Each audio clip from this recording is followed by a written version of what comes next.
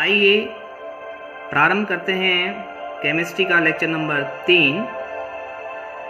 अब तक के लेक्चर्स में हमने IUPAC नोमेनक्लेचर के साधारण प्रीव्यू को देखा, जिसमें हमने जाना कि किसी भी कार्बनिक यौगिक का IUPAC नोमेनक्लेचर पूर्व लग्न धन मूल शब्द धन अनुलग्न, that means prefix plus word root plus suffix द्वारा लिखा जाता है।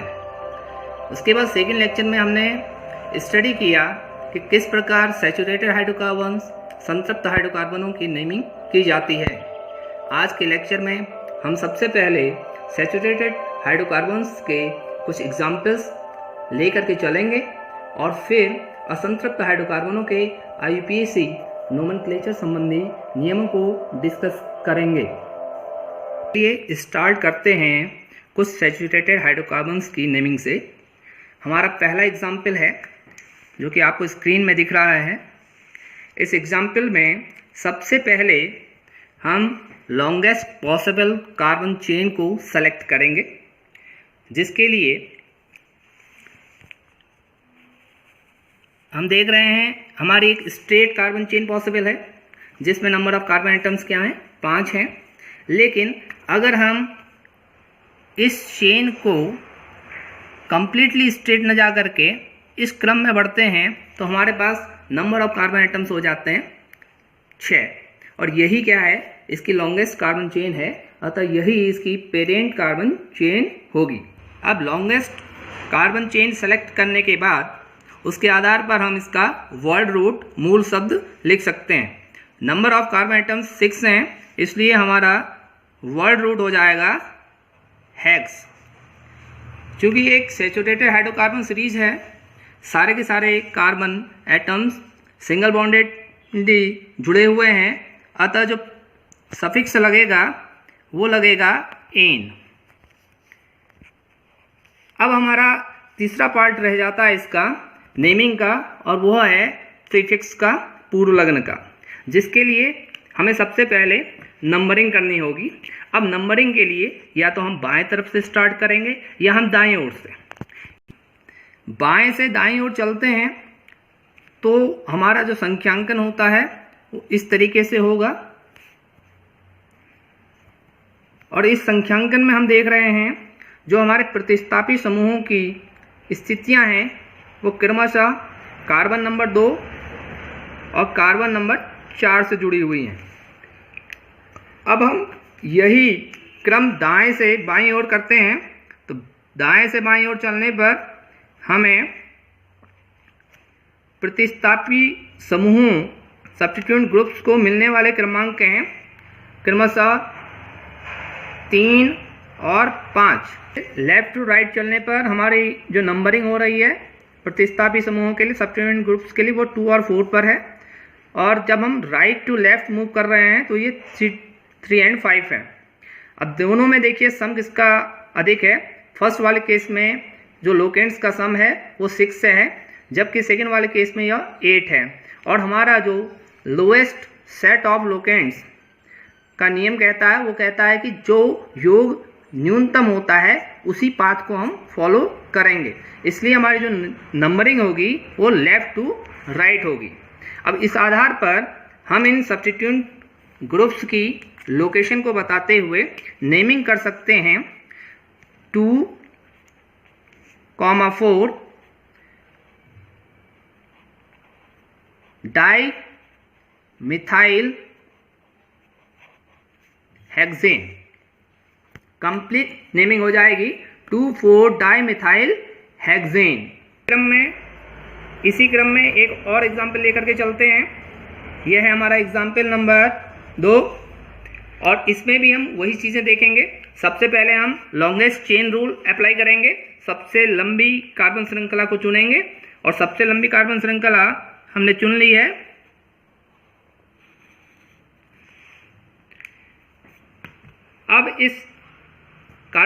अब हम इस लॉन्गेस्ट कार्बन चेन के आधार पर इसका वर्ड रूट लिख लेते हैं। 1 2 3 4 5 6 हेक्स। सबके सब क्या हैं, सैचुरेटेड हाइड्रोकार्बन चेन है, तो इसलिए सफिक्स जुड़ गया, हेक्सेन हो गया। अब देखिए नंबरिंग स्टार्ट करेंगे हम 1 2 3 4 5 6। अब हम आते हैं इसके नेमिंग के पहले वाले भाग पूर्वलग्न प्रीफिक्स की ओर, जिसमें हम देख पा रहे हैं कि कार्बन नंबर 2 से 2 substituent group methyl group attached हैं, जबकि कार्बन नंबर 3 से एक इथाइल ग्रुप अटैच्ड है। अब हम नाम लिख सकते हैं 3 इथाइल 2 डाई मिथाइल हेक्सेन। हमारा कंप्लीट IUPAC नाम हो जाएगा 3 इथाइल 2 डाई मिथाइल हेक्सेन। अब हम एक अन्य एग्जाम्पल लेते हैं साइक्लिक सैचुरेटेड हाइड्रोकार्बन का। जैसा कि स्क्रीन में आपको दिख रहा है, इसमें 3 नंबर ऑफ कार्बन एटम्स हैं हमारे पास। देखिए ये हुआ CH2 और CH2। साइक्लिक होने की वजह से हमारा जो प्रीफिक्स लगेगा साइक्लो लगेगा, और नंबर ऑफ कार्बन एटम्स 3 होने की वजह से वर्ड रूट लग जाएगा प्रोप, और सारे के सारे सैचुरेटेड हैं, सिंगली बॉन्डेड हैं, इसलिए हमारा जो सफिक्स लग जाएगा वो लग जाएगा एन, और कंप्लीट IUPAC नेम हो जाएगा साइक्लोप्रोपेन। अब आपको सेल्फ प्रैक्टिस के लिए कुछ एक्सरसाइज के तौर पर मैंने क्वेश्चन दिए हुए हैं, जो कि आपके स्क्रीन में दिखाई दे रहे होंगे। आप इनके आंसर्स मुझे कमेंट बॉक्स में लिख करके भेज सकते हैं, और इसी प्रकार आप बहुत से एग्जाम्पल्स लेकर के प्रैक्टिस कर सकते हैं। रिवीजन सेशन के बाद अब हम आज का टॉपिक अनसैचुरेटेड हाइड्रोकार्बन्स स्टार्ट करते हैं कि अनसैचुरेटेड हाइड्रोकार्बन्स के IUPAC नोमेनक्लेचर को करने के लिए हमें किन किन नियमों की आवश्यकता होती है, उन नियमों को पहले हम देख लेते हैं, और फिर कैसे इनको हम अप्लाई करेंगे in case of unsaturated hydrocarbons, उनको हम विभिन्न एग्जाम्पल्स के द्वारा समझने की कोशिश करेंगे। पहला नियम, द्विबंध और त्रिबंध युक्त लंबी कार्बन श्रृंखला का हम चुनाव करते हैं। जो कि पेरेंट कार्बन चेन हम सेलेक्ट करेंगे, उसमें ये ध्यान रखेंगे कि ज़्यादा से ज़्यादा संख्या में द्विबंध और त्रिबंध आ जाएं। यह आवश्यक नहीं है कि वो सबसे लंबी कार्बन श्रृंखला हो। इन रूल्स को आप अपने माइंड में भी रखें और नोट्स भी बना करके रख लें। अब हम एक एग्जाम्पल से इस रूल को समझने की कोशिश करते हैं। हमारे पास एग्जाम्पल है CH3 CH2 CH2 CH2 CH3 double bond CH2। जैसा कि आप स्क्रीन में देख पा रहे हैं, इसमें हमारी जो सबसे लंबी कार्बन श्रृंखला है वो CH3 CH2 CH2 CH2 CH3 वाली श्रृंखला है। देखिए इसमें नंबर ऑफ कार्बन आइटम्स 1 2 3 4 5 6 हैं, जबकि इस पर कोई डबल बॉन्ड नहीं है।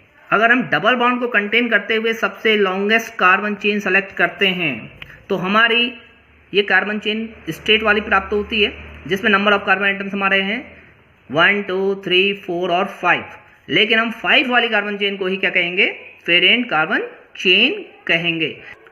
यही डिफरेंस आपने अपने दिमाग में रखना है कि in case of double bond और ट्रिपल बॉन्ड को कंटेन करने वाली सबसे लंबी कार्बन श्रृंखला आप चूज करें, वही आपकी पेरेंट कार्बन चेन होगी। और यही डिफरेंस है सैचुरेटेड और अनसैचुरेटेड हाइड्रोकार्बन्स की नेमिंग में।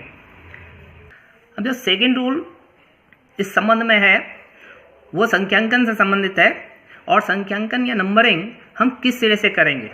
अभी हमने फर्स्ट केस में सैचुरेटेड हाइड्रोकार्बन्स के केस में देखा था, हम प्रतिस्थापित समूह जहां से नजदीक पड़ रहा था वहां से संख्यांकन स्टार्ट कर रहे थे। लेकिन इसमें हम प्रायोरिटी देते हैं प्रतिस्थापित समूह की जगह पर डबल बॉन्ड या ट्रिपल बॉन्ड को।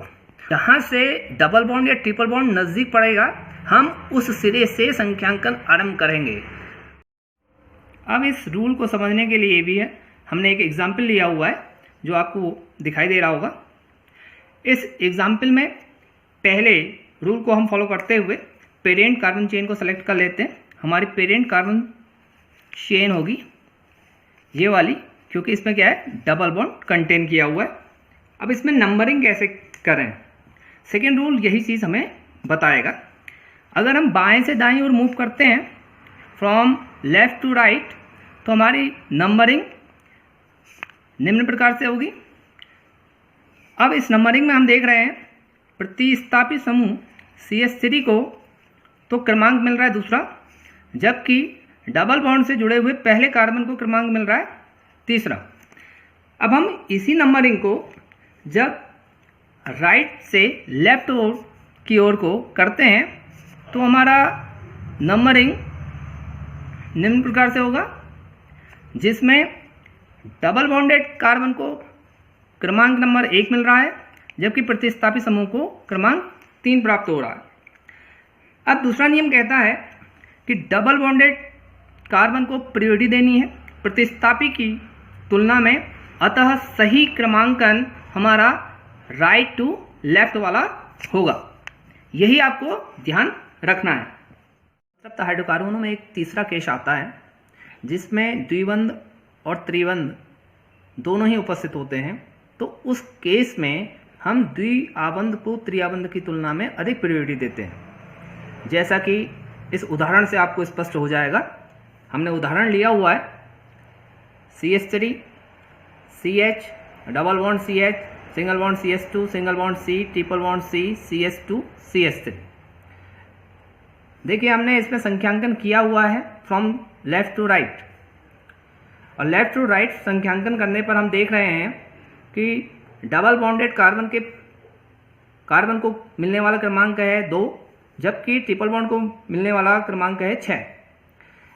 यदि हम यही संख्यांकन दाएं से बाईं ओर चलते तो हमें त्रिआबंध के कार्बन परमाणु को 3 क्रमांक और द्विआबंध के कार्बन परमाणु को 6 क्रमांक प्राप्त होता। चूंकि हम देते हैं डबल बॉन्ड को प्रायोरिटी, इसलिए संख्यांकन बाएं सिरे से प्रारंभ किया जाएगा, जिससे कि द्विआबंध को न्यूनतम क्रमांक प्राप्त हो, जैसा कि इसमें दिखाया गया है। अब हम एक एग्जाम्पल के थ्रू अनसैचुरेटेड हाइड्रोकार्बन्स की नेमिंग को समझने की कोशिश करते हैं। कंप्लीट नेमिंग किस प्रकार से की जाती है, जिसके नियम अभी हमने डिस्कस किए हुए हैं। हमने एग्जाम्पल लिया हुआ है जो कि स्क्रीन पे दिखाई दे रहा है। इस पर सबसे पहले हम ऐसी पॉसिबल लॉन्गेस्ट कार्बन चेन को लेते हैं जिसमें डबल बॉन्ड और ट्रिपल बॉन्ड उपस्थित होते हैं। इस पर चूंकि डबल बॉन्ड जिस कार्बन चेन को कंटेन कर रहा है उसमें maximum number of carbon atoms क्या है, 4 हैं, इसलिए हमारा वर्ड रूट हो जाएगा ब्यूट। अब हमारी दूसरी प्रॉब्लम आती है संख्यांकन की या नंबरिंग की, और नंबरिंग के लिए हम प्रायोरिटी क्योंकि प्रतिस्थापी समूह की तुलना में द्विआबंध या त्रिआबंध को देते हैं और इसमें द्विआबंध उपस्थित है, इसलिए हम नंबरिंग करेंगे फ्रॉम राइट टू लेफ्ट, जैसा कि दिखाया गया है। अब देखिए हमारी लोकेशन डबल बॉन्ड की स्पष्ट हो गई, कार्बन नंबर 1 पर है, तो हम ब्यूट के आगे जोड़ देंगे इसकी पोजीशन, हाइफन के द्वारा इसको सेपरेट करके हम दिखाएंगे ब्यूट 1, और डबल बॉन्ड के कारण हम सफिक्स जोड़ेंगे इन। अब केवल हमारे पास रह जाता है पूर्व लग्न वाला या प्रीफिक्स वाला पार्ट, जो कि प्रतिस्थापी समूह को प्रदर्शित करेगा, और प्रतिस्थापी समूह या सब्स्टिट्यूएंट ग्रुप हमारा कार्बन नंबर 2 से अटैच्ड है, तो हम इसकी लोकेशन को 2 के द्वारा डिनोट करेंगे। 2-1 ये प्रतिस्थापी समूह हमारा एथिल समूह है, इसलिए हम कंप्लीट नेम लिख देंगे 2-इथाइल ब्यूट 1 इन। इस प्रकार हमारी कंप्लीट नेमिंग हो जाएगी किसी भी अनसैचुरेटेड हाइड्रोकार्बन्स की। के लिए इतना ही। अनसैचुरेटेड हाइड्रोकार्बन्स के कुछ एग्जाम्पल्स लेकर के आप प्रैक्टिस करें, और कुछ प्रैक्टिस के लिए कल हम एग्जाम्पल्स लेकर के चलेंगे और फिर हम आगे IUPAC नोमेनक्लेचर को समझेंगे। धन्यवाद। Do more practice, have a nice day. इसी के साथ हम आज का लेक्चर यहीं पर समाप्त करते हैं। अब आप असंतृप्त हाइड्रोकार्बनों और संतृप्त हाइड्रोकार्बनों के अन्य एग्जाम्पल्स लेकर के उनके IUPAC नेमिंग की प्रैक्टिस करेंगे, और कल हम इसी के रिवीजन के साथ अपना चैप्टर आगे को बढ़ाएंगे। तब तक do more practice and be happy.